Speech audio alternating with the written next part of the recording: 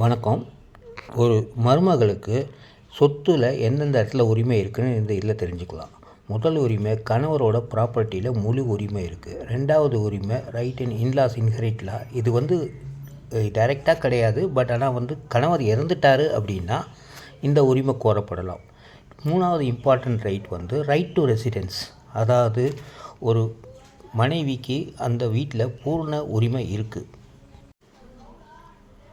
நாலாவது ancestral rights, அதாவது கணவர் இறந்துட்டாருன்னா அந்த முன்னோர்கள் சொத்தில் அவங்களுக்கு இம்பார்ட்டன்ட் ரைட் இருக்குது. ஐந்தாவது குழந்தைகள் மீது உரிமை பாதுகாப்பு சட்டம், அதாவது ஒரு கணவர் இறந்த பிறகு அவரோட ப்ராப்பர்ட்டி செல்ஃப் அக்கைட் ப்ராப்பர்ட்டியிலே ரைட்ஸ் ஆனால் மாமனார் வாங்கின சொத்தில் ரைட்ஸ் கிடையாது.